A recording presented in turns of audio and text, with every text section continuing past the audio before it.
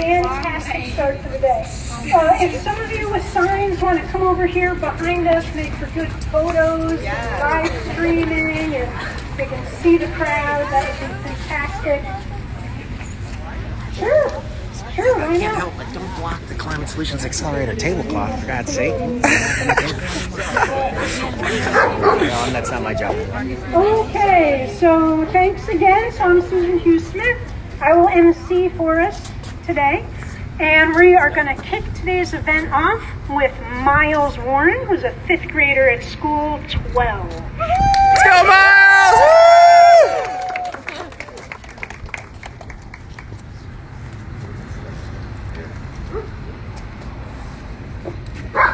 Hello, legislators, council members, assembly members, scholars, and others here with us. My name is Miles Warren. I am a 5th grader, an RCSD student from Anna Marie Douglas Academy School number 12. I am one of the coordinators of the CCPO, the Climate Change Prevention Organization. It is a student-led organization that is making more environmentally friendly changes in our school. And I am here to talk to you about climate change and my opinion about the all-electric building act. While our Earth is changing rapidly and temperatures are rising, ice is melting, forests are being destroyed, and much, much more. And honestly, there is no way we can completely stop it, but we can slow it down. Climate change has an effect on us all. Air pollution can cause birth defects, cancers such as lung cancer, asthma, and much more. Bad air qualities can cause increased health risks and health problems. Increased wildfires, stronger hurricanes and tornadoes, water shortages, and flooding is a problem. This all needs to stop.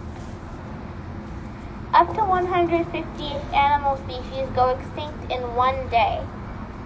Do you know how much that adds up? Every week, every month, every year? Just imagine, this number could be even bigger to the number of animals we have not discovered. I may be wrong, but I know some of you have not done a lot to prevent climate change, or you can do more. The All-Electric Building Act is your chance to help. Not do something, but big. A lot of the greenhouse gases are released from homes and buildings. This can help drastically. Not only will this lower CO2 emissions in New York State, but it can serve as a model for other states. This is our chance to make a difference. We are the only ones that can stop it. We are the only ones who need to fix our actions. We can't wait. We have to start now. We don't have time to make excuses. We don't have time for delays. The time is now. All right.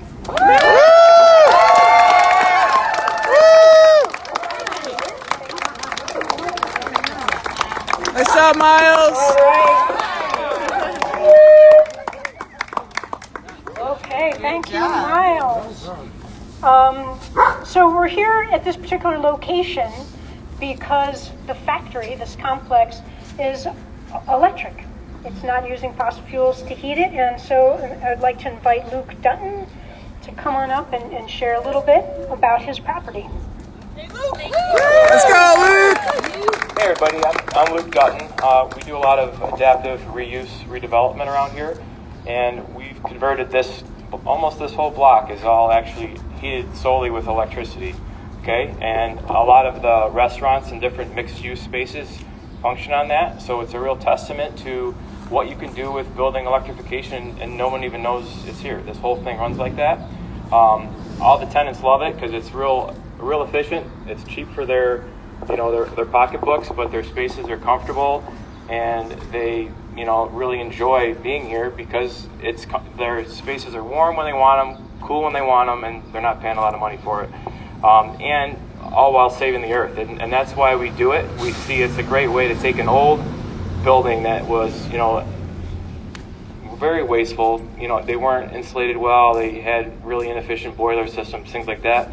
And taking that and putting it with new technology, with geothermal heat pumps. We have a bunch of geothermal wells here, and we're able to share all of the energy with people that need it. One tenant might need some heat while another one doesn't, and it just makes it a lot more efficient. So You know, it's possible. It's here. It functions every day, and no one even knows. It's been like this for 5 years, so let's go heat pumps, all right? All right. Yeah!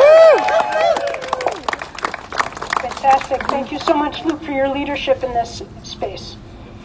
And next, I want to introduce to you our Assemblywoman, Sarah Clark, who is one of two Assembly members championing the Electric Building Act from this area. So Sarah Clark and Damon Meeks are sponsors on the bill. And let's hear from Sarah. Thank you so much, Assemblywoman Clark.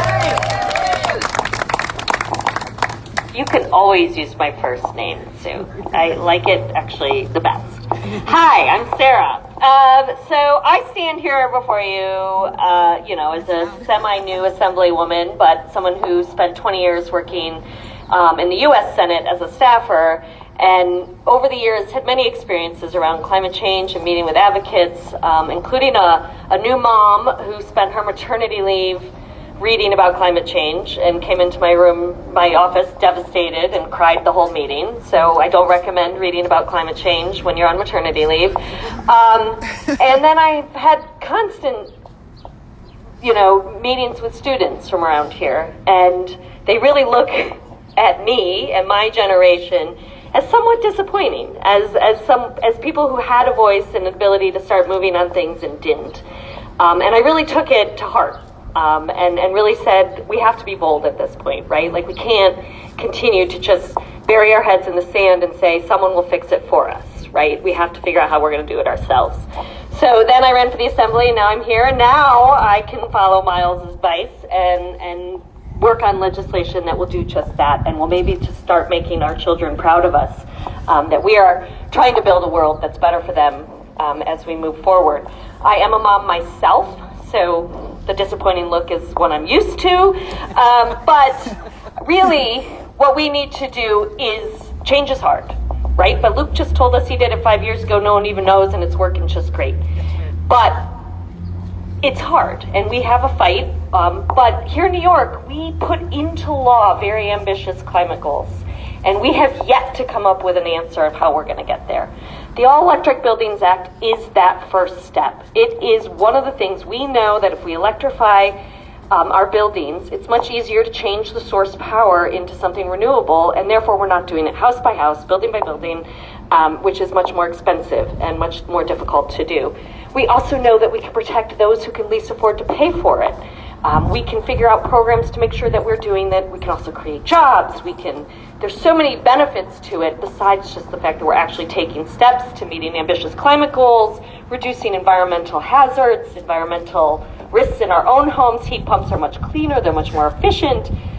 So there's so many benefits to this. But I will say again, the road is in front of us is hard. There's a lot of miscommunication, a lot of misinformation, a lot of people who are fighting this because status quo seems to be okay for them. I've also heard that New York State doesn't need to do anything. We're such a small partner in all of this. Well, we are a big enough partner. We're bigger than many countries as an economy, and we can show leadership. So I am proud to be one of two assembly sponsors on this bill. I'm proud to be a champion of change, to go out anywhere I can and fight the misinformation and say why this is really good. This is good for consumers. This is good for our health. This is good for our world, our climate. And we can do this. We've seen it in New York City. We've seen it in Ithaca. We see it here. And we know not only are we talking about new buildings, new permits, but if we actually go back and start retrofitting old buildings with heat pumps, houses with heat pumps, we will actually remove the load on the electric grid. We will actually make it better for other things that we need, for our cars, for all these things. As we are complaining about the price at the gas pump, as we are doing all these things, we have to make an investment now. We don't have any more time to waste. So thank you for letting me ramble here with all these people who are already in agreement with me, but feel free to send me out to those who don't agree, because I am ready to be a champion anywhere I can, and I will show up in any room and have this discussion. We have to do this. We have to do this now. I'm proud we're taking leadership in the state legislature to push forward a bill, and I look forward to working with all you to get it over the finish line. Thank you.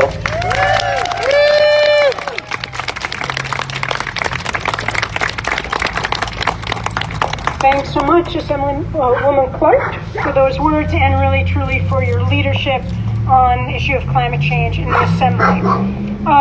There's another bill that all of the Rochester delegation, at least all of the Assembly delegation, has sponsored, and that's the Gas Transition and Affordability Act. And it's crucial because right now our utilities are required to provide gas.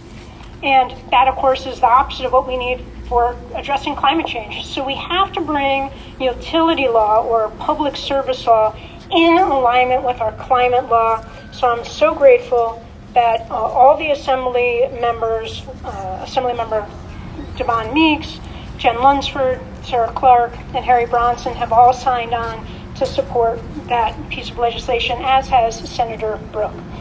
So we're very fortunate to have progressive-minded folks here in Rochester, and I hope they can bring that over the finish line for us.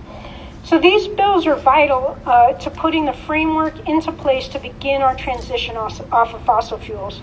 We don't have this fossil fuel dependent world by accident, right? It's been year after year, mile after mile of installing gas pipeline, oil pipelines. It's taken decades. It will take time to switch off, but we have to get started. These are common sense bills that begin that process, that take words and put them into action. So really hope that the legislature gets them passed this session. And just to follow up on what Assemblywoman Clark was saying, we are not too small, and it is not too expensive. Right? These are what the naysayers would say. New York State alone produces as many greenhouse gas emissions as the entire nation of France, and we have like a third of the population. New York State alone, if we were a country, we would have the 10th largest economy in the world. We can do this. Sure, there are challenges. Sure, we have to figure out how to distribute the costs, but we can, and we need to get started, and I'm confident that we will. And I'm grateful for other partners in government, some of whom are here in the audience. Town Member Wilt and fellow legislator Mercedes Vasquez-Simmons, thank you for being here with us today. And for City Council Member, our next speaker, Mitch Gruber. Good afternoon, everyone. First, thank you, Sue, for inviting me, and thank you for everyone's remarks. Miles, thank you for motivating me. I appreciate it. Thank you all for being here. I got to say, in particular, I think probably for all of us, this has been a really tough week. The horrific hate crime in Buffalo, the horrific tragedy there has, I'm sure, been heavy on a lot of people's hearts. And being in a group of people who are ready to go out and fight for some justice in the world is really meaningful to me right now. So I appreciate being here with everyone. The statistics, the data are clear. We know pretty obviously at this point that buildings are one of the largest sources of greenhouse gas emissions in New York State. Two things I was blown away at some research around this. A Stanford University study showed that methane leaking from gas burning stoves has the climate impact of 500,000 gas cars. Children living in homes with gas stoves have up to 42% more likely to have a chance to develop asthma. These are some really, really meaningful statistics that show the urgency of the work that we have to do in front of us. And yet, despite the fact that buildings are such a huge percentage of our greenhouse gas emissions, I want to build more. We also have a really interesting moment right now where we have a clear shortage of quality, affordable housing in this community. We need to build more. So we can't talk about needing to build more and talk about the issues that buildings have on our environment without thinking through what is the legislative levers to pull to make those things work in concert with each other. And the reality is that sometimes government really needs to step forward and make sure that we're making the right short-term investments, even if it's more expensive, for the long-term ROI for everyone. That's what we need to do. And it's not just true at the state level. I would say at the city level, we're having a whole bunch of conversations right now. I want to see the city stop buying gas cars. I want to see us build an infrastructure to be able to actually have an electric fleet, at least as much as we possibly can. And so we're having that conversation on the state level, on a city level. But these bills that are at the state right now are critical. They're vital. We're close to the finish line. Champions like Councilmember Clark and her colleagues in the delegation are going to help them get over the finish line. But really, at the end of the day, as Sarah knows, as Sue knows, as every other legislator here knows, it's going to happen because of urgency by people like you. It's going to happen by urgency by people like Miles continuing to say the words that he said. So please keep pushing. Let's get this done. Thank you very much. Woo! Let's go! Thank you so much, President. Okay. One of the great joys, having been in the climate movement for so long, is to see some familiar faces and to see some brand new ones. And I'll tell you what's different about us today than, say, 10 years ago is the wide diversity, both racially and in generation.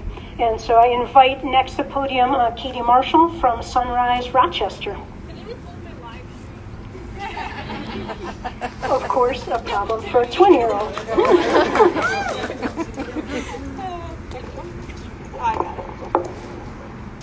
All right, hi everyone. As Sue said, I'm Katie Marshall. I'm a grad student and a youth organizer with the Sunrise Movement here in Rochester. My sister and I started the Sunrise Hub here back in the summer of 2020. We didn't have much else going on, and centered a lot of our work with the Hub around endorsing local and state level officials because we saw the potential in the New York State Legislature to lead the way in the fight against climate change. A lot of our endorsed officials who got elected are here today, so yeah, thanks all for doing the work that we asked you to do. As a young person trying to plan for the future, I often struggle with balancing my career and life goals and the pressing weight of the climate crisis. We are already seeing the effects of the crisis in our own community, from flooding and extreme weather events to mental health crises caused by climate anxiety and the trauma of living through national disasters. Of course, also in our community, we're seeing wonderful projects like this electrification project where we are right now. As a youth organizer, I can't run for office or donate impactful sums of money to political campaigns, but what I can do is ask for my elected officials to hear my voice. Some of the work that we do at Sunrise feels like screaming into the void and hoping that someone hears us. We hang banners over the highway during rush hour and hope that people will see them. We make phone calls and sign petitions and send emails. But over the past few months, I've also gotten to do some really fun work with the Renewable Heat Now campaign, doing lobbying with actual in meetings with representatives and their staff members, and really hearing them listen to us in the moment. I hope all this work is meaningful and that it is impactful to create the future that I want to live in. So what is that future? I want to live in a future that includes safe and comfortable homes and buildings for everybody and all New Yorkers.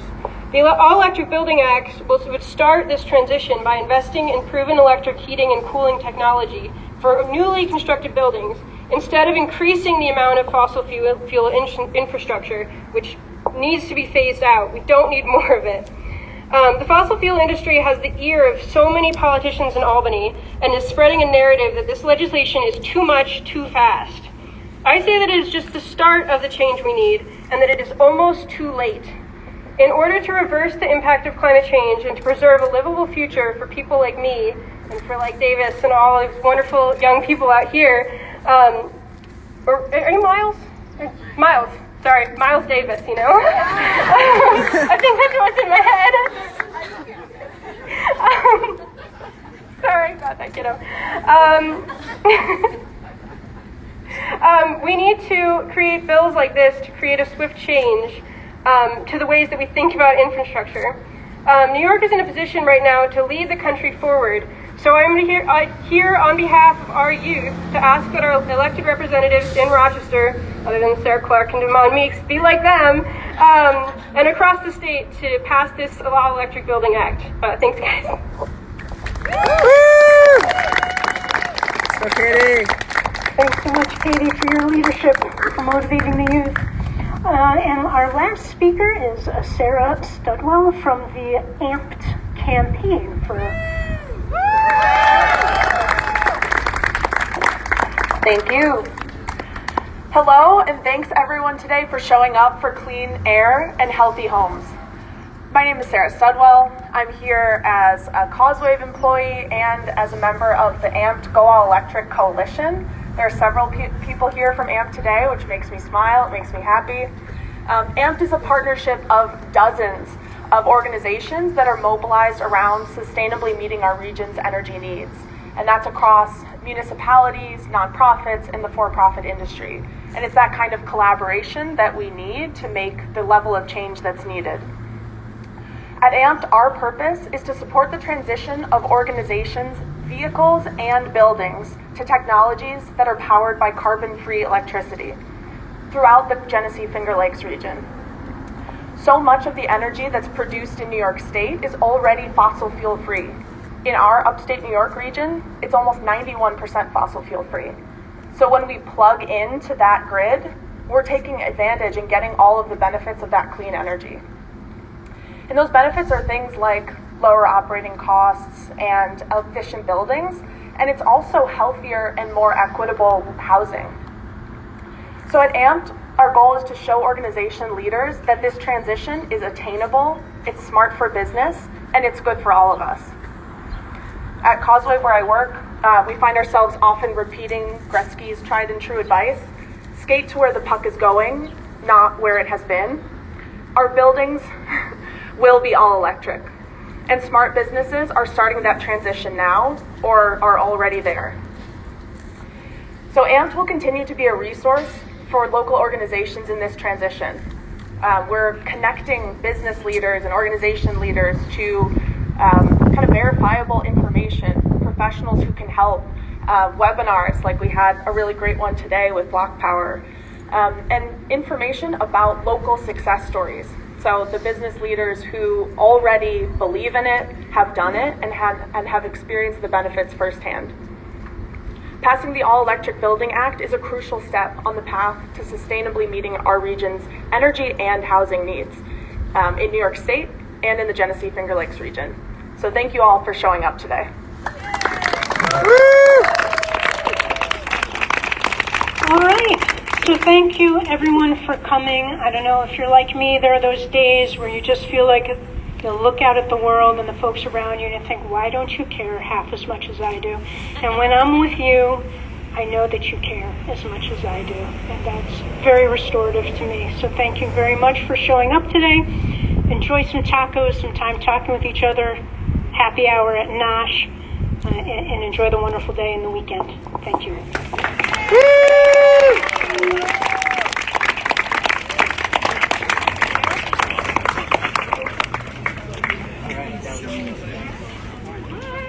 Awesome. Wow, that's nice.